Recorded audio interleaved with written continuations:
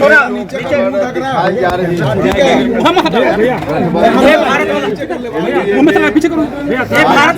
Bharat live भैया नीचे करिए भैया, भारत लाइव नीचे करिए भैया, भारत लाइव नीचे। पार्टी के खाता में मोबाइल बताई जा रही है। अरे नीचे कौन करेगा? अरे भारत 24 नीचे भैया, नीचे भैया, नीचे।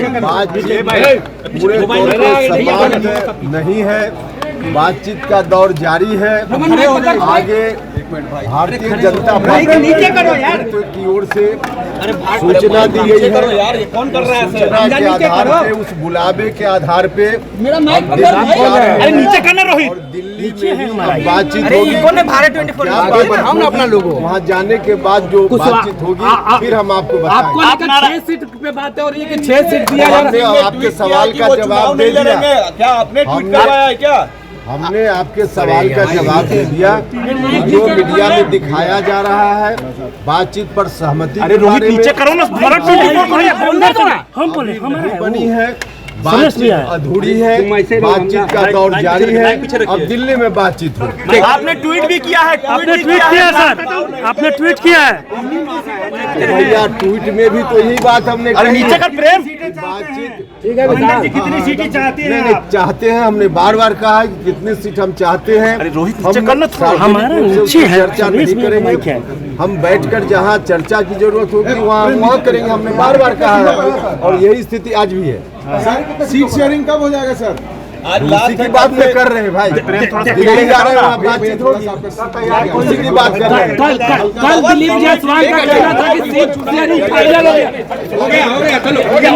नमस्कार, आप देख रहे हैं श्री पोस्ट लाइव। मैं हूं सृष्टि राज। बिहार में अभी सीट शेयरिंग को लेकर काफी पेच फंसी हुई है तमाम घटक दलों में, और ऐसे में एनडीए गठबंधन में भी सीट शेयरिंग की पेच फंसी हुई थी। और चिराग पासवान के बाद अब उपेंद्र कुशवाहा ने भी पेच फंसा दिया है। जी हाँ, क्या है ये पूरा मामला और आखिर उपेंद्र कुशवाहा अब किस जिद को लेकर बैठे हैं, इसको पर विस्तार में जानकारी देंगी हमारी सहयोगी मुस्कान। तो मुस्कान, आखिर एनडीए में सीट बंटवारे को लेकर पेच फिर से फंस गया, कैसे?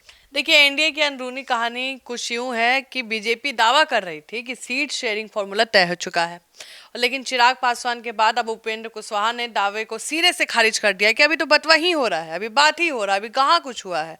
तो उनका कहना है कि मीडिया में जो खबरें चल रही हैं और जो फॉर्मूला बताया गया है वो गलत है। उन्होंने साफ किया है कि अभी किसी भी दल के बीच अंतिम सहमति नहीं बनी है, यानी एनडीए का आप समझिए ऑल इज वेल वाला जो दावा है वो सब गलत चल रहा है। तो मुस्कान, ऐसे में क्या चिराग पासवान और उपेंद्र कुशवाहा दोनों नाराजगी के मूड में है और इस मुद्दे को आगे बढ़ा रहे हैं? देखिए, दोनों के जो नाराजगी है उसका मुद्दा एक है।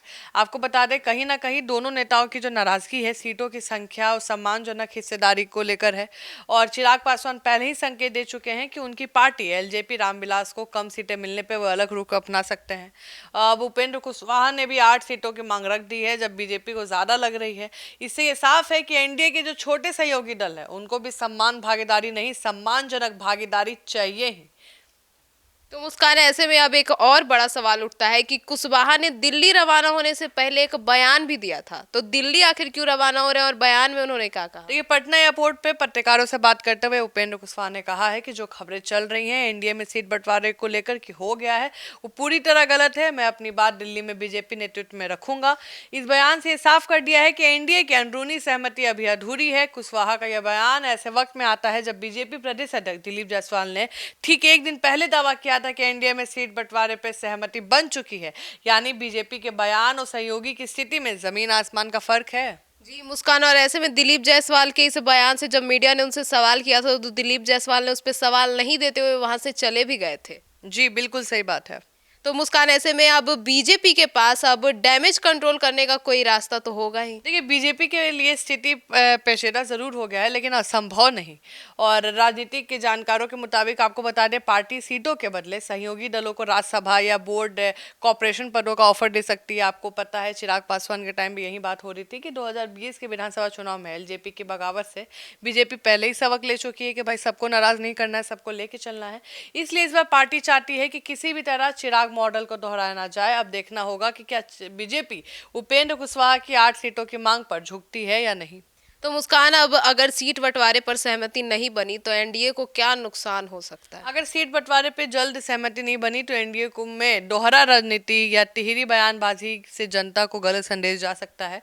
राजद और महागठबंधन पहले से एकजुट दिख रहे हैं कहीं ना कहीं। ऐसे में चिराग और कुशवाहा जी अगर ऐसे ही लड़ेंगे तो उनका जो चेहरा है कहीं ना कहीं बीजेपी को कमजोर करेगा, एनडीए कमजोर दिखेगा और खासकर पूर्वी और दक्षिण बिहार के जो कुशवाहा बेल्ट में इसका असर जरूर दिखेगा। राजनीतिक समीकरण कहता है कि एक भी सीट का झगड़ा पूरे गठबंधन की तालमेल बिगाड़ सकता है। तो ऐसे में अब देखना होगा कि आखिर एनडीए में सीट शेयरिंग का फॉर्मूला कब तक तय हो जाता है। कुशवाहा ने ऐसा कहा कि अब दिल्ली की मीटिंग में पता चलेगा कि एनडीए में किस पार्टी को कितनी सीटें मिलेगी। तो इस पूरे मामले पर आपकी क्या राय है, कमेंट सेक्शन में जरूर बताइएगा। तो फिलहाल इस खबर में इतना ही। आगे की खबरों के लिए जुड़े रहे हमारे साथ और देखते रहिए श्री पोस्ट लाइव। धन्यवाद।